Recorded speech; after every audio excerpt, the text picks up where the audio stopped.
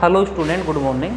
आप सभी का एक बार फिर से श्री श्याम विज्ञान एकेडमी की ऑनलाइन क्लासेज में स्वागत है। हम कक्षा 11th के यूनिट संख्या 1 का अध्ययन कर रहे हैं, जिसमें हमने लास्ट वीडियो में हम रासायनिक संयोजन के नियम पढ़ रहे हैं। ये रासायनिक संयोजन के नियम 5 होते हैं, ठीक। उनमें से हमने 4 का अध्ययन कर लिया है। एक इनका सब रूल है, वो एक है जिसका हम अध्ययन अब करने वाले हैं, ठीक। तो देखो, वो नियम जो एक शेष बचता है वो अपना बचता है व्युत्क्रम अनुपात का नियम, व्युत्क्रम अनुपात का नियम, ठीक है। देखो क्या है ये नियम, क्या है, किसने दिया, तो सबसे पहले हम बताएं। एक तो ये रीचर नामक वैज्ञानिक ने दिया। किसने दिया? रीचर नामक वैज्ञानिक ने दिया, ठीक। नियम क्या है, किस तरीके से हम पढ़ेंगे? पहले नियम क्या है, उस नियम की परिभाषा लिखूंगा मैं, नियम क्या है। फिर उसके बाद में हम इनके उदाहरण पढ़ेंगे, उसके पश्चात हमें ये नियम ठीक से समझ में आएगा। नियम क्या है मैं लिखता हूँ। यदि दो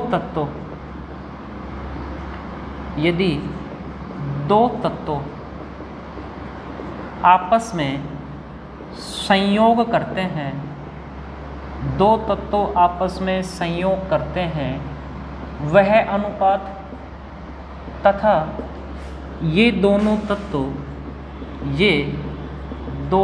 तत्व किसी तीसरे तत्वों से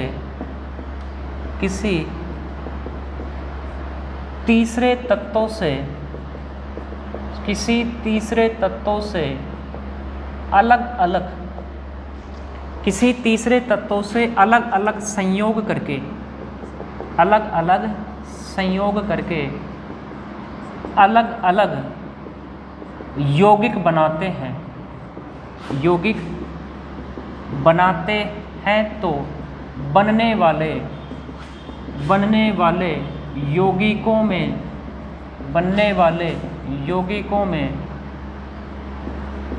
इनके द्रव्यमानों का अनुपात या तो समान होता है या इनके पूर्ण गुणज में होता है, ठीक। पहले आप इसकी परिभाषा समझो क्या है। दो तत्व आपस में संयोग करते हैं तो उनके द्रव्यमानों का अनुपात,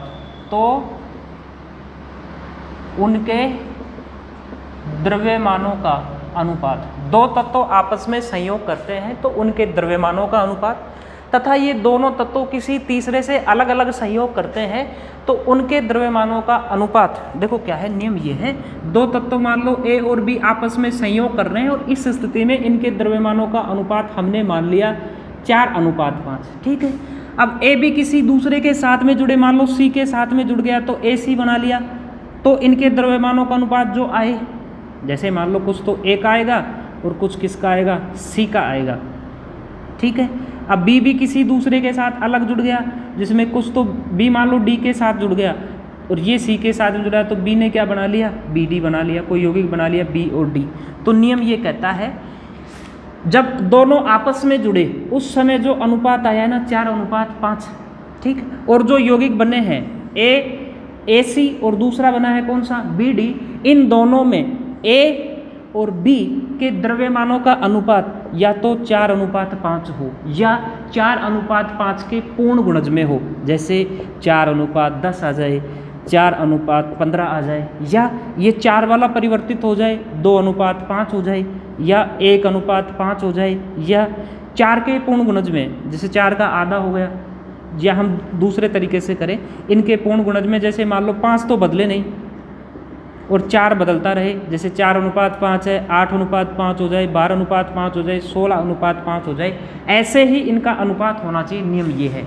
हम उदाहरणों से समझे, एक उदाहरण से, जैसे मान लो अपने पास में एक यौगिक तत्व हाइड्रोजन है, एक दूसरा तत्व ऑक्सीजन है। जब दोनों तत्व आपस में संयोग कर रहे हैं तो ये बना रहे हैं H2O। H2O में हाइड्रोजन और ऑक्सीजन के द्रव्यमानों का अनुपात, हाइड्रोजन का द्रव्यमान 1 होता है, 2 हाइड्रोजन परमाणु हैं तो इनका द्रव्यमानों का अनुपात 2 हो गया। ऑक्सीजन के द्रव्यमानों का अनुपात कितना हो गया? 16। सरल अनुपात में लिखे तो ये अनुपात क्या हो गया? 1 अनुपात अपने पास में क्या आ गया? 8 आ गया। ठीक है। दो तत्व आपस में संयोग कर रहे हैं, उस स्थिति में इनका द्रव्यमानों का अनुपात क्या है? 1:8 है। ठीक है, दोनों अलग अलग किसी तीसरे तत्वों से संयोग कर ले, मान लो हाइड्रोजन भी किसी दूसरे से कर ले और ऑक्सीजन भी किसी दूसरे से कर ले, ये भी मान लो कार्बन से कर लिया, इसने भी मान लो कार्बन से कर लिया, ये कार्बन से संयोग करके क्या बनाए? CH4 बनाए, ये ऑक्सीजन से संयोग करके क्या बनाए? CO2 बनाए। तो नियम ये कहता है इन दोनों में जो हाइड्रोजन और ऑक्सीजन के द्रव्यमान का अनुपात है वह या तो 1:8 आए या 1:8 के पूर्ण गुणज में आए, जैसे 1:16 आ गया, 1:24 आ गया, 1:32 आ गया, ऐसा आता है तब तो वो व्युत्क्रम अनुपात के नियम का पालन करता है, अन्यथा नहीं करता है। हम देखेंगे, देखो क्या है इनके द्रव्यमानों का अनुपात। यहाँ देखो हाइड्रोजन का द्रव्यमान कितना है? 4 है। कार्बन के द्रव्यमानों का अनुपात कितना है? 12 है। तो अनुपात कितना हो गया? 4:12 हो गया। यहाँ देखो कार्बन और ऑक्सीजन है, तो हम इनके द्रव्यमानों का अनुपात लिखें, तो द्रव्यमानों का अनुपात लिखें तो देखो ऑक्सीजन का तो कितना आ गया? 32 अनुपात, कार्बन का कितना आ गया? भाई कार्बन 12 है ना, कार्बन का कितना आ गया? 12। ठीक है, यहाँ भी हमने पहले किसके लिखा है? हाइड्रोजन को। ठीक है, हाइड्रोजन की तुलना किससे कर रहे हैं? हम ऑक्सीजन से, तो पहले किसका द्रव्यमान का अनुपात लिखेंगे? ऑक्सीजन का। ठीक है, अब इन दोनों यौगिकों में भी कार्बन और ऑक्सीजन के द्रव्यमानों का जो अनुपात आए वो 1:8 आए या 1:8 के पूर्ण गुणज में आए। इन दोनों यौगिकों में हम कार्बन और ऑक्सीजन के द्रव्यमानों का अनुपात देखें तो यहाँ तो 4 है, यहाँ कितना है? 32। 4 अनुपात कितना है? 32। ठीक है, ये 4 से कट गया, देखो क्या है, तो ये तो क्या हो गया? 1 अनुपात, ये क्या आ गया? 8। ठीक, 1:8 ये रहा, 1:8 ये रहा। ठीक, तो यानी ये व्युत्क्रम अनुपात नियम का पालन कर रहा है। यदि 1:8 नहीं आता ना, तो इस यौगिक में और इस यौगिक में हाइड्रोजन और ऑक्सीजन के द्रव्यमानों का अनुपात वो 1:8 न आता तो 1 अनुपात कितना आ जाता? 16 आ जाता, 1:24 आ जाता, 1:32 आ जाता। यानी ये जो उदाहरण है वो अपने व्युत्क्रम अनुपात के नियम का क्या कर रहा है? पालन कर रहा है।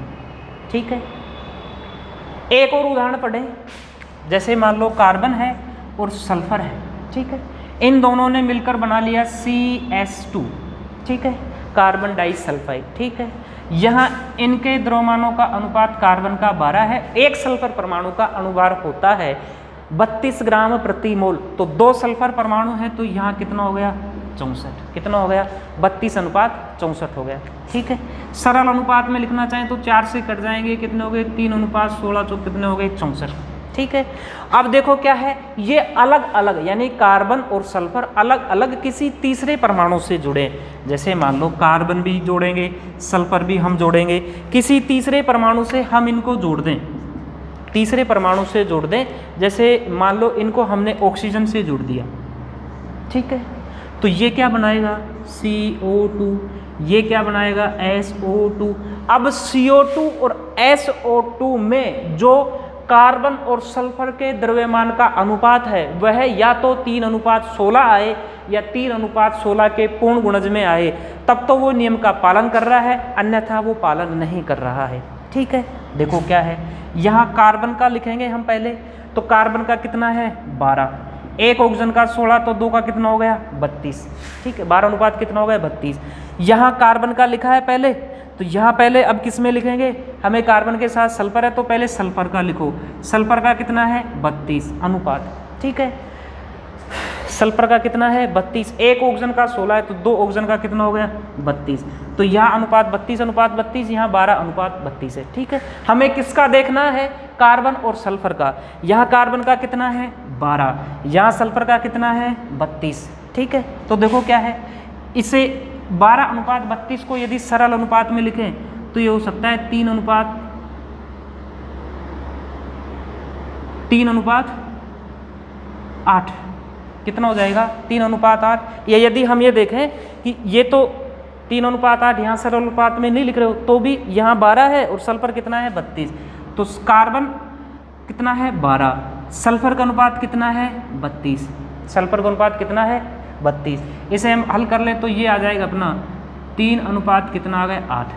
ठीक है, 3 अनुपात कितना आ गया? 8। पहले कितना आ रहा था? 3:16। तो ये भी आपस में एक दूसरे के पूर्ण गुणज में है। देखो क्या है, 3:16 था, अब कितना आया है?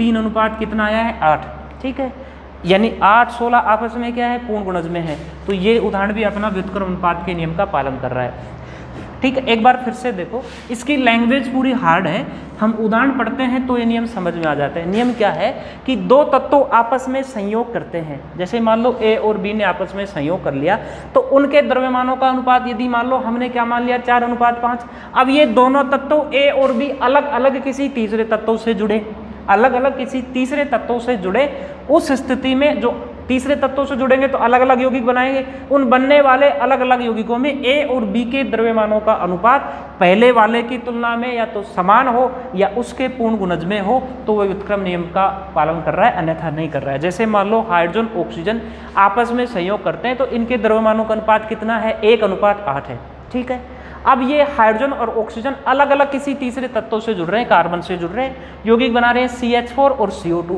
CH4 में कार्बन का द्रव्यमान का अनुपात क्या है, CH4 में हाइड्रोजन के द्रव्यमान का अनुपात क्या है, और CO2 में ऑक्सीजन के द्रव्यमान का अनुपात क्या है। तो देखो ये 4, ये आप क्या है 32, 4 अनुपात 32 यानी क्या है, ये 1 अनुपात 8 है। सरल अनुपात में काट दिया तो ये 1 अनुपात 8 आ गया।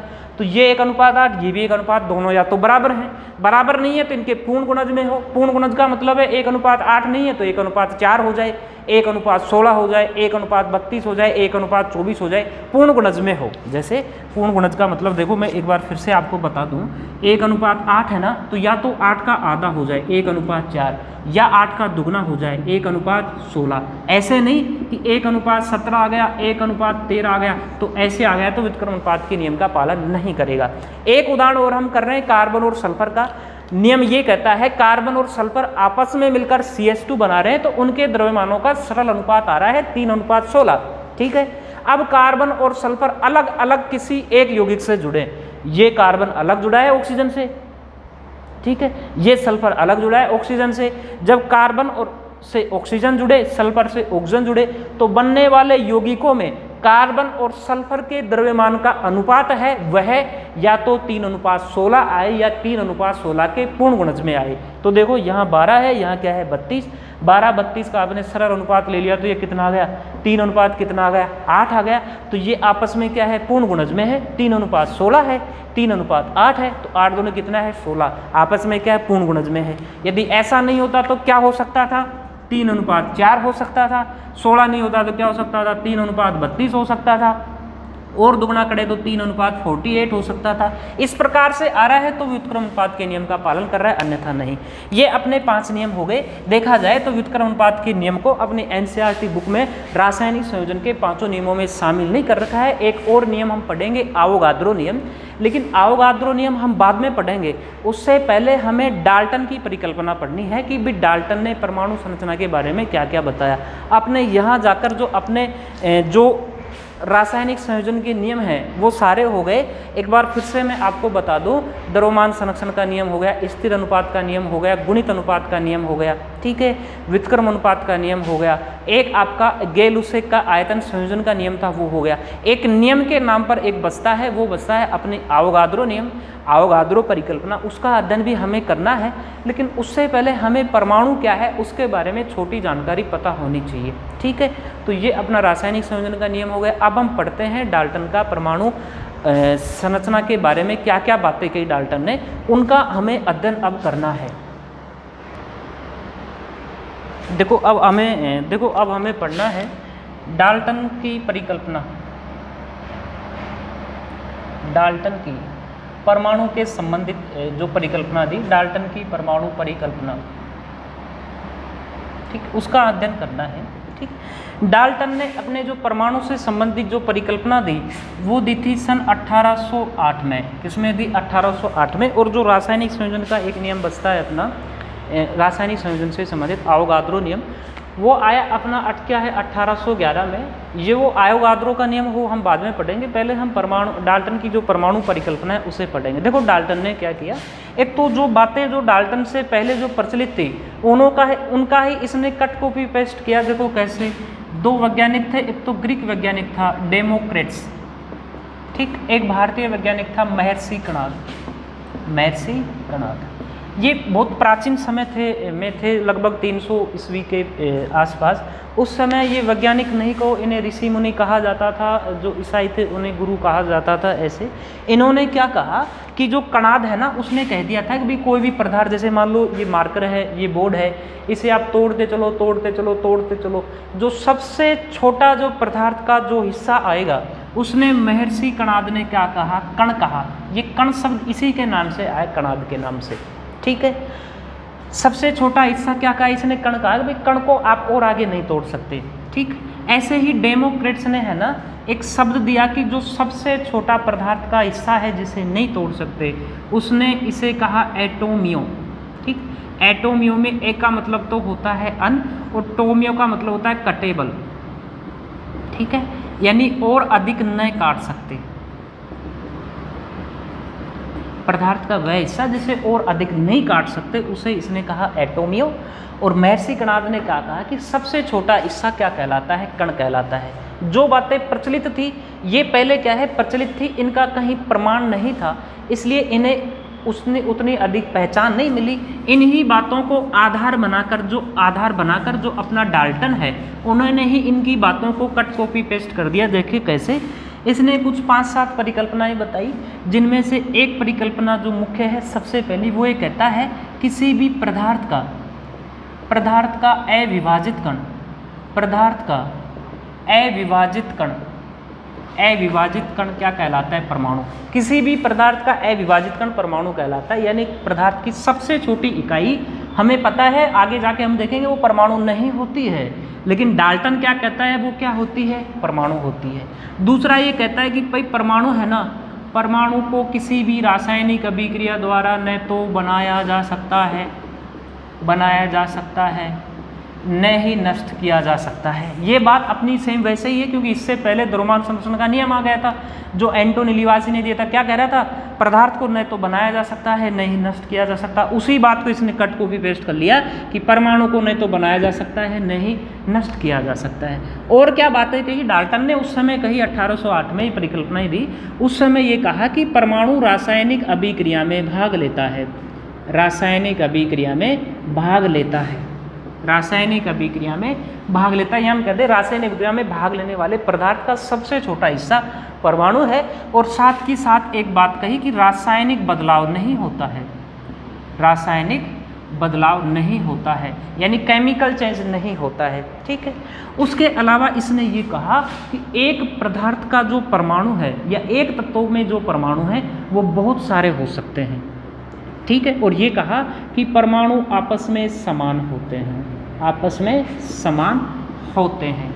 कौन से परमाणु, एक तत्व को, जैसे मान लो आपके पास कोई डब्बा है, उस डब्बे में मान लो आपने ऑक्सीजन गैस भर दी, तो ऑक्सीजन गैस के बहुत सारे परमाणु होंगे। कितने परमाणु होंगे ये हम देखेंगे। यदि मान लो भाई मैं आपको बता दूं, एक हिंट दे दूं कि ऑक्सीजन एक परमाणु का द्रव्यमान होता है 16, 2 परमाणु का द्रव्यमान हो गया 32, इसका मोलिकुलर वेट अणुभार होता है 32 ग्राम प्रति मोल। यदि मान लो आपने ऑक्सीजन के 32 ग्राम ले लिए ना, उस स्थिति में परमाणुओं की संख्या होती है अवोगाद्रो संख्या की जितनी, कितनी, 6.02 गुणा 10 की घात 23, यानी 602 के आगे ऐसे करके 21 जीरो और लगा दो आप, इतने संख्या में परमाणु होते हैं।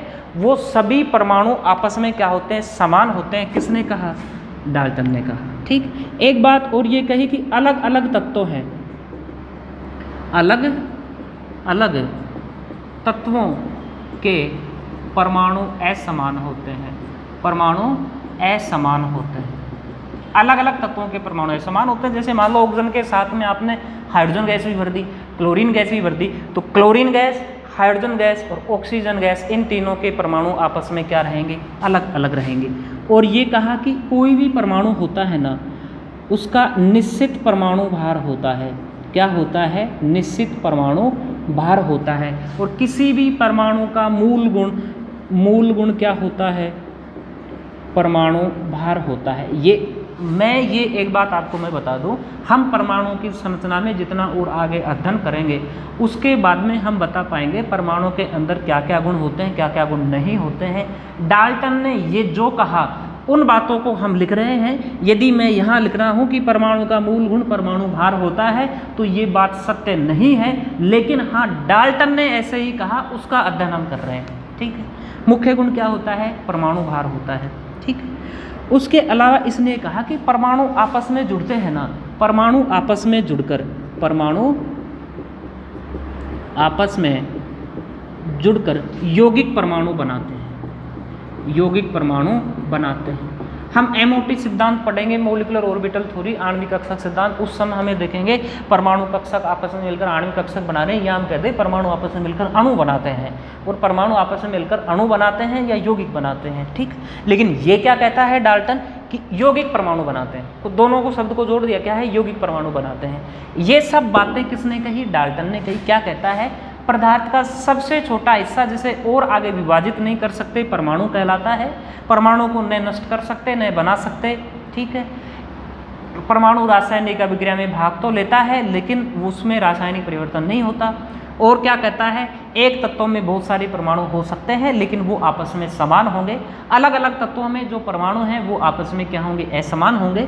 और परमाणु का निश्चित परमाणु भार होता है, और वो परमाणु भार ही किसी भी परमाणु का मूल गुण उसका क्या होता है? परमाणु भार होता है।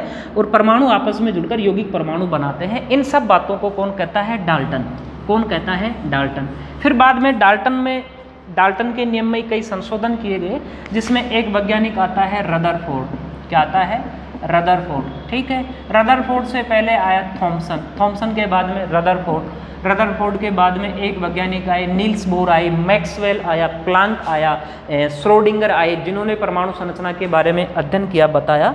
तो इन्होंने क्या है? डाल्टन सिद्धांत में जो मुख्यतः संशोधन किया इन तीनों वैज्ञानिकों ने, वो क्या किया कि इन नियमों को ही बदल के लिख दिया थोड़ा सा। ठीक है, तो देखो क्या था। सबसे पहले ये कह रहा है कि पदार्थ का सबसे छोटा अविभाजित कण, सबसे छोटा अविभाजित कण क्या होता है? परमाणु होता है। ठीक है, लेकिन बाद में देखा गया कि अनेक रासायनिक विधियों द्वारा परमाणु के कई हिस्से कर लिए गए। आप खुद भी जानते होंगे, इलेक्ट्रॉन, प्रोटॉन और न्यूट्रॉन। कौन कौन से हो गए? इलेक्ट्रॉन हो गया, प्रोटॉन हो गया, न्यूट्रॉन हो गया।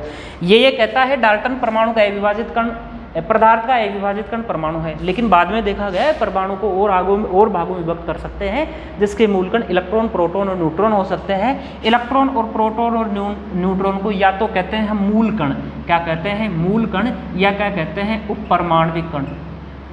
उपपरमाण्विक कण, या तो मूल कण कहते हैं या क्या कहते हैं? उपपरमाण्विक कण। यानी ये बात क्या होगी? इसकी असत्य होगी। ठीक, उसके अलावा ये कहता है परमाणु आपस में समान होते हैं और निश्चित परमाणु भार होता है। यदि निश्चित परमाणु भार होता ना, तो आपने एक शब्द सुना होगा आपने, समस्थानिक। क्या होते हैं? समस्थानिक, जिनका परमाणु भार क्या हो जाए? अलग अलग होता है।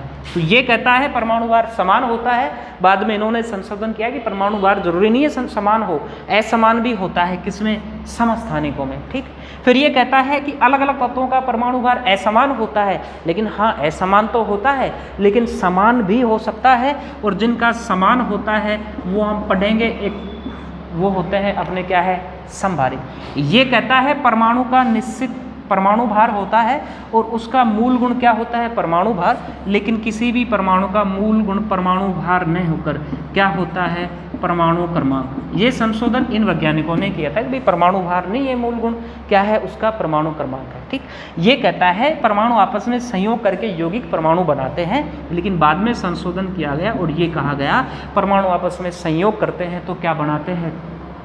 अणु बनाते हैं। ठीक है, ये सब बातें डाल्टन के परमाणु प्रतिरूप की होगी। क्या था डाल्टन ने अपनी बातों को, देखो क्या है, एक बात तो मैं आपको बता दूं, डाल्टन ने कट कॉपी पेस्ट किया। जैसे एक वैज्ञानिक था डेमोक्रेट्स, ग्रीक वैज्ञानिक था। वैज्ञानिक कहो चाहे आप उसे ऋषि मुनि कहो या गुरु कहो, ठीक है, ऐसे। तो डेमोक्रेट्स ने बताया कि एटोमियो शब्द दिया। एटोमियो शब्द मतलब पदार्थ का सबसे छोटा हिस्सा एटोमियो है, यानी अनकटेबल। ठीक, यानी उसे और अधिक नहीं काट सकते। महर्षि कणाद जो भारतीय ऋषि मुनि थे, उन्होंने ये कहा कि पदार्थ का सबसे छोटा हिस्सा आप तोड़ते गए तो सबसे छोटा हिस्सा आता है, उसे उसने कण नाम दिया।